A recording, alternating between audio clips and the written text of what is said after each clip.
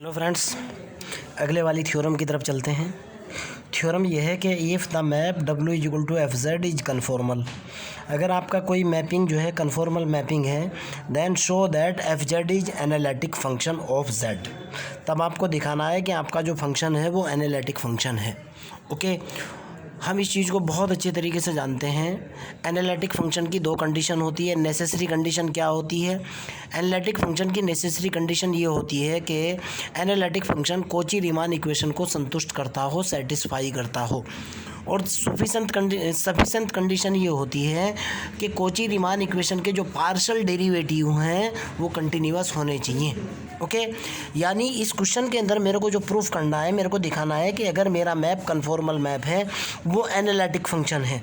यानी analytic function होने के लिए मेरे को दिखाना है कि मेरा ये जो मैप है W is equal to F Z, ये कोची रीमान इक्वेशन को सेटिस्फाई करता है। मेरा टारगेट क्या है? We want to prove that.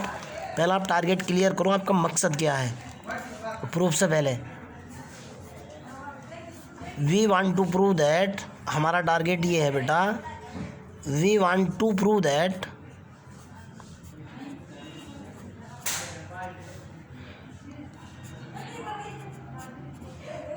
F Z is analytic. यही है ना मकसद? F Z is analytic. इसका मतलब क्या निकलता है कि F Z is satisfied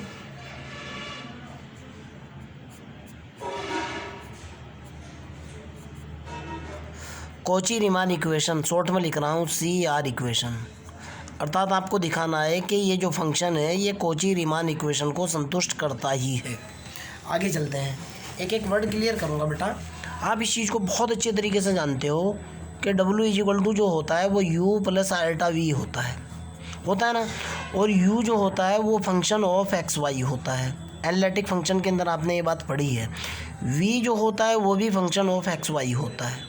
okay, होता है ना। कन्फॉर्मल मैपिंग की बात करते हैं। आपको गिवन ये है बेटा कि अगर ये आपके पास एक्स एक्सिस ओरिजिन पॉइंट और वाई एक्सिस है, और सपोज दैट ये डब्लू प्लेन और जेड प्लेन है, ये यू है और ये वी है। सपोज दैट यहाँ आपके कोई दो कर्व हैं और कोई दो कर्व यहाँ है, डायरेक्शन कैसे भी हो कोई मतलब नहीं है। अगर ये C1 कर्व है और ये C2 कर्व है, और ये C1 डैश कर्व है, ये C2 डैश कर्व है।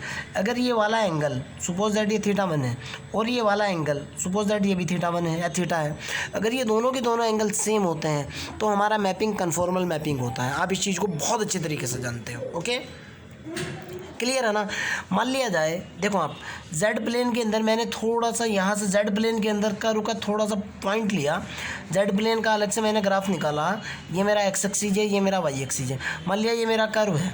ओके, मैंने इसके ऊपर कर्व की छोटी सी लेंथ ली डेल्टा एस DS। ओके, और ये जो डब्लू प्लेन है, ये जो मेरा डब्लू प्लेन है U और V, यहाँ मेरा ये जो कर्व है ये मेरा C1 डैश कर्व है, ये मेरा C डैश कर्व है और ये C कर्व है। यहाँ मैंने इसकी कर्व की छोटी सी लेंथ ली और इसकी लेंथ मैंने सिग्मा डेल्टा S मान ली। क्लियर। हमारे पास एक फार्मूला होता है, वी नो दैट, ध्यान से सुनना, ये सारे कंसेप्ट आपकी समझ आ चुके होंगे। We know that, BSc part 1 से चल रहा हूँ मैं। वी नो दैट हमारे पास एक फार्मूला होता था, DS over DX is equal to under the root 1 plus DY by DX का स्क्वायर, यही होता था ना। अगर मैं इसका स्क्वायर करता हूँ दोनों तरफ, मैं स्क्वायरिंग बोथ साइड करता हूँ, ये निकलता है DS ओवर DX का स्क्वायर इज इक्वल टू होगा बेटा 1 प्लस DY बाई DX का कंप्लीट स्क्वायर। ओके, आगे की तरफ चलते हैं। यहाँ तक का स्क्वायर है बेटा, कभी आप सारे का समझ लो। जब मैं इसको सॉल्व करता हूँ तो मेरे पास निकल करके आता है DS ओवर DX का complete square is equal to होगा बेटा DX प्लस के DY बटे DX का कंप्लीट स्क्वायर। ये हो जाएगा ना। इसी को सॉल्व करते हैं, हम आगे तक चलते हैं, इसी को लेकर के देखता हूँ क्या होगा इसके अंदर, कैसे होगा। अगर मैं इसको और सॉल्व करता हूँ तो यहाँ से निकलता है DS स्क्वायर बटे DX स्क्वायर। आपको समझाने के लिए बता रहा हूँ सारी चीज़ें। इज इक्वल टू होगा यहाँ से, ये क्या हो जाएगा भाई, ये जरा सी गलती कर दी है मैंने, ध्यान से देखो, कंप्लीट स्क्वायर होगा, पूरे का स्क्वायर है। इसको मैं लिख सकता हूँ ना बेटा, यहाँ जरा सी मिस्टेक कर दी है मैंने, इसको देखो आप, इसको लिख सकता हूँ 1 प्लस डी वाई का स्क्वायर बटे डी एक्स का स्क्वायर। जब मैं इसके क्रॉस गुणा करूँगा निकल करके आएगा डी एक्स का स्क्वायर प्लस डी वाई का स्क्वायर बटे डी एक्स का स्क्वायर। देखो आप, मैंने छोटी सी मिस्टेक कर दी थी ये, क्लियर। तो यहाँ मेरे पास निकल करके आया डी एक्स का स्क्वायर प्लस के डी वाई का स्क्वायर बटे डी एक्स का स्क्वायर। इससे तो ये ख़त्म हो जाएगा। मेरे पास निकल करके आया बेटा डी एस का square is equal to D x square plus के डी वाई स्क्वायर। सवाल पैदा होता है सर आपने ये बताया, ये तो आपने बड़ा अजीब सा मैथमेटिक्स निकाल करके ये चीज़ आपने बता दी है। अगर आपने बीएससी पार्ट 1 का डिफरेंशियल कैलकुलस पढ़ा हो तो वहाँ ये चीज़ ऐसे डी एस होता था ये, ओके। एक दूरी आपकी ये होती थी ये वाली, और एक होती थी ये, इस तरह का केस निकलता था। ये अगर आपकी x थी तो ये आपकी y थी। आप इसको मान लो अगर ये आपका x था तो ये आपका y था, ओके। इसके बीच में जो रिलेशन निकालते थे ये आपका s होता था, या ये आप मान लो ये आपका छोटा सा ये आपका dx होता था, ये आपका dy होता था, ये डिस्टेंस ds होती थी। डिफरेंशियल कैलकुलस की बात कर रहा हूँ। तो वहाँ जो इंटीग्रल कैलकुलस के अंदर वहाँ आप जो निकाला करते थे यही फार्मूला था, ओके। मैंने पूरा इसको जनरेट कर दिया है यार, ओके। यानी ये जो होती है ये लगभग जो है ये जो आर्क लेंथ होती है ये इसका फार्मूला ये होता है, ओके। जेड प्लेन के अंदर तो होगा बेटा कितना, D S square is equal to D x square plus के डी वाई स्क्वायर। और यही चीज़ अगर डब्लू प्लेन के अंदर मैं लिखूँगा, इस वाले प्लेन के अंदर मैं लिखूँगा, ये होगा बेटा D sigma square is equal to होगा डी यू स्क्वायर प्लस के D V square, same, okay. आगे की तरफ चलते हैं। अगर ये है तो हमने 12th एनालिटिक फंक्शन के अंदर एक चीज़ पढ़ी थी और वो ये पढ़ा था बेटा, वी नो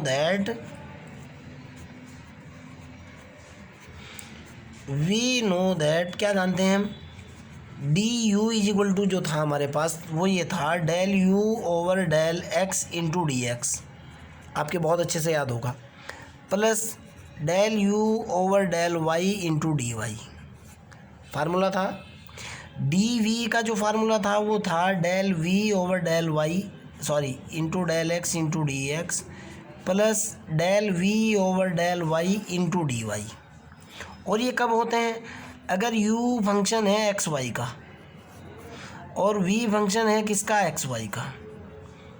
अगर यहाँ z का भी फंक्शन आ जाए तो यहाँ z भी ऐड हो जाएगा, p का और फंक्शन आ जाए तो p भी ऐड हो जाएगा, क्लियर, नो प्रॉब्लम। मैंने क्या किया बेटा, अब समझने की कोशिश करना आप। एक तो ये आ चुका आपके पास, मैंने इसका स्क्वायर किया, स्क्वायरिंग एंड एडिंग दोनों का मैंने स्क्वायर करके ऐड किया। मैंने इसका भी स्क्वायर किया और इसका भी स्क्वायर किया। जब मैं इसका स्क्वायर करूँगा देखता हूँ मेरे पास क्या आता है, जब मैं इसका स्क्वायर करूँगा देखता हूँ मेरे पास क्या आता है। सपोज दैट मैंने पहले वाली का स्क्वायर किया, डी यू का complete square is equal to मेरे पास कितना निकला बेटा, del u over del x into d x plus del u over del y into d y का कंप्लीट स्क्वायर। ये कितना आ जाएगा बेटा, ये हो जाएगा मेरे पास, ध्यान से देखना है, ये होगा del u over del x का complete square into d of x का स्क्वायर, पहली क्वांटिटी का square, plus del u over del y का complete square into d y का स्क्वायर हो जाएगा। और फिर प्लस होगा 2 इंटू डी एक्स होगा, डी वाई होगा, डेल यू डेल एक्स होगा, डेल यू डेल वाई होगा, यही होगा ना। आगे की तरफ चलते हैं। अगर मैं डी वी का भी स्क्वायर करता हूँ, डी वी का स्क्वायर बराबर मेरे पास हो जाएगा बेटा del v over del x into d x plus del v over del y into d y का कंप्लीट स्क्वायर। मैं स्क्वायर खोलूँगा, ये कितना निकल करके आएगा, del v over del x का स्क्वायर डी एक्स का square plus del v over del y का स्क्वायर इंटू डी वाई का स्क्वायर। और फिर प्लस, चलो यहीं लिख लो आप, प्लस 2 डी एक्स होगा, डी वाई होगा, del v over del x होगा, del v over del y होगा, यही होगा ना, आपके सामने है ना। अगर मैं दोनों को ऐड करता हूँ, सवाल पैदा होता है सर आप ऐड क्यों कर रहे हैं, मेरे को यहाँ रिजल्ट चाहिए। ओके आगे चलते हैं। अरे बेटा बात मत करो, मेरे पास एक रिजल्ट तो है d S square is equal to D x square plus के डी वाई स्क्वायर। दूसरा रिजल्ट मेरे पास है d sigma square is equal to d u का स्क्वायर प्लस के डी वी का स्क्वायर। कंप्लीट का स्क्वायर है बेटा ये, कभी आप ये समझोगे छोटे मोटे, कंप्लीट का स्क्वायर है। यहाँ से देखो कंप्लीट का स्क्वायर है जिसको मैंने ऐसे लिखा हुआ है। अब देखो बेटा मैंने दोनों को ऐड किया, इन दोनों को जैसे ही मैं दोनों को ऐड करूँगा, इन दोनों को मैं जोड़ रहा हूँ, मेरे पास निकल कर के आएगा डी यू का स्क्वायर प्लस के डी वी का स्क्वायर इज इक्वल टू, ये दोनों ऐड हो जाएंगे, इसके अंदर से कॉमन ले लिया मैंने, ये होगा del u over del x का square plus k del v over del x का स्क्वायर। कॉमन कितना आ जाएगा भाई, कॉमन आएगा डी एक्स स्क्वायर, देखो आप, प्लस डी वाई स्क्वायर अगले स्टेप के अंदर से कॉमन आ चुका इन दोनों में से। ये कितना हुआ बेटा, del u over del x का square plus del v over del y है यहाँ पे, डेल वाई का स्क्वायर और प्लस एक और एक दो आ चुका, डी एक्स कॉमन आ चुका, डी वाई कॉमन आ चुका। यहाँ कितना बचा, यहाँ बचा del u over del x, del u over del y plus del v over del x, del v over del y. यही बचा ना, कोई दिक्कत तो नहीं है ना। अब एक बात बताओ आप, बहुत शॉर्ट में बताऊंगा मैं आपको, ये तो निकल गया ना, अब इसकी ज़रूरत नहीं रही। अब इसको देखो बेटा आप, मेरे पास ये जो कन्फॉर्मल मैप होता है, कन्फॉर्मल मैप ऐसे बनता है, एक्स वाई ये है, सपोज दैट ये यू और वी है, अगर ऐसे कर्व है ये एंगल और ऐसे कर्व है ये वाला एंगल, ये दोनों एंगल, अगर ये थीटा है तो ये भी थीटा होना चाहिए। ये C1 C2 है, C1 डैश C2 डैश है। बेसिक डेफिनेशन मैंने आपको ये बताई थी कि एंगल सेम होना चाहिए। ओके यानी जब एंगल सेम है तो मैं कहना चाह रहा हूँ कि the conformal map, the ratio of D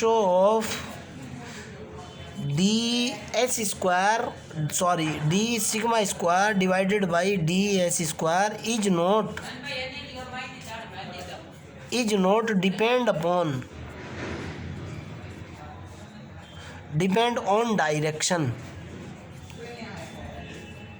conformal mapping के अंदर ये जो मेरे पास ये जो छोटी सी जो मैं आर्क लेंथ लेकर के चला था, यहाँ आर्क लेंथ लेकर के चला था, ये डायरेक्शन के ऊपर डिपेंड नहीं करती है।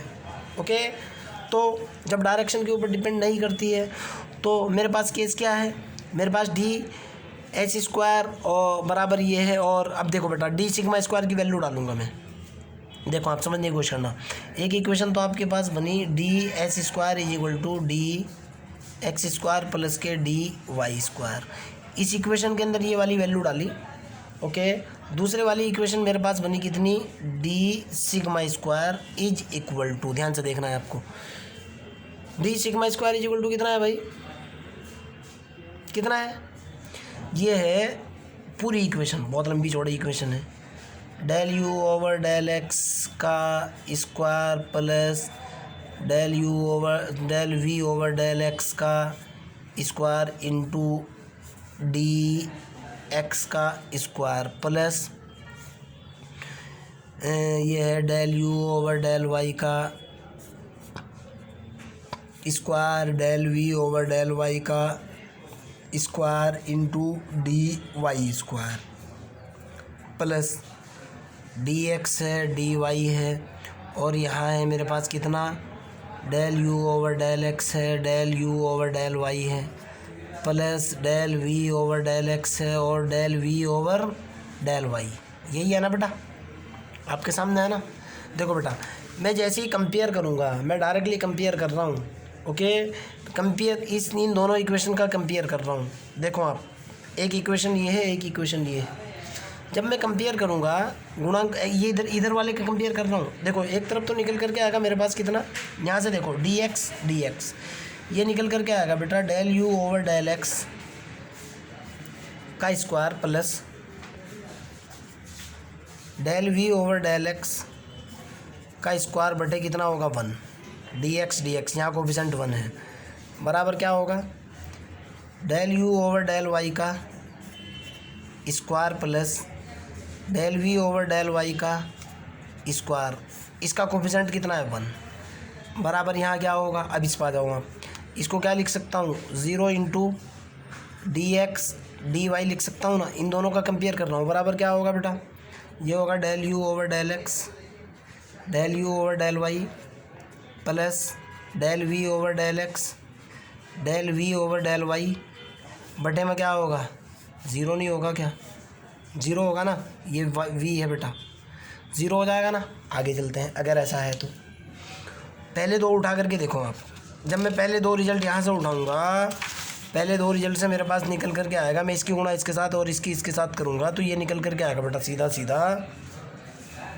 पहले दो रिजल्ट से निकल करके आएगा del u over del x का square plus del v over del x का स्क्वायर बराबर होगा del u over del y का square plus del v over del y का स्क्वायर।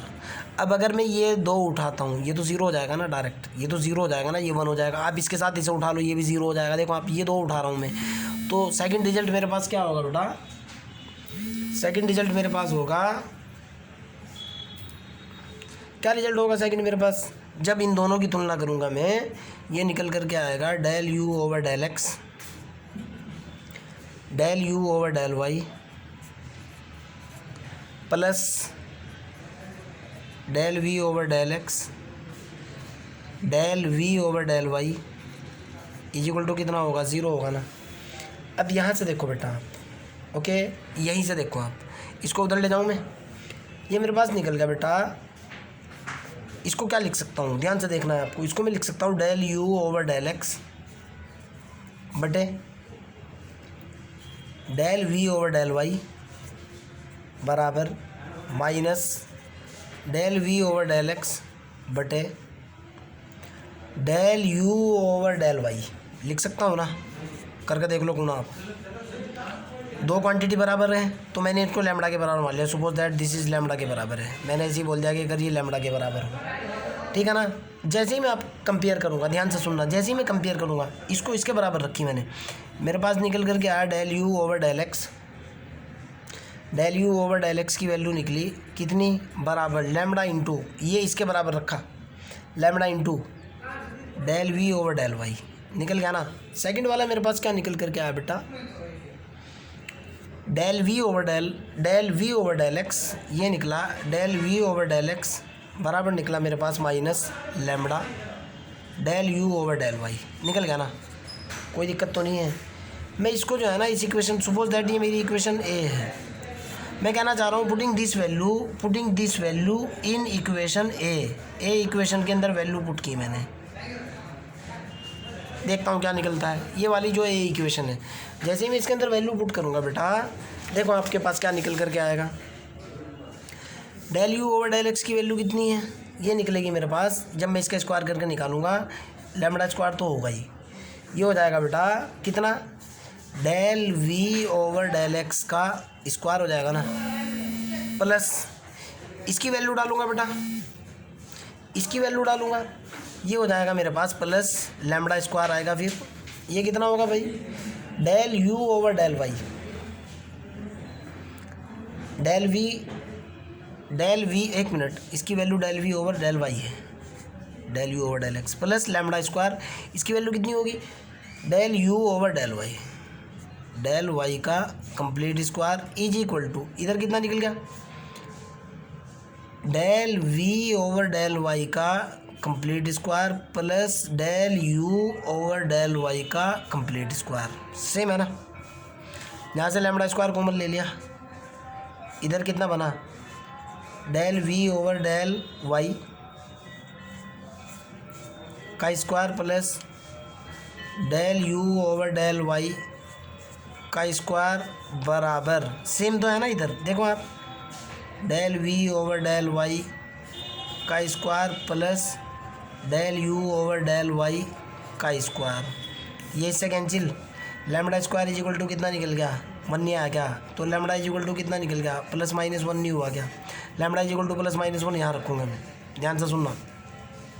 ये जो बॉक्स है मैंने इसके अंदर lambda is equal to plus 1 रखा, लैम्बडा इज इक्वल टू पहले प्लस 1 रख लो, तो कितना हुआ भाई ये, जैसे ही मैं lambda is equal to plus 1 रखूँगा, del u over del x is equal to del v over del y होएगा ना, del v over del x is equal to minus del u over del Y.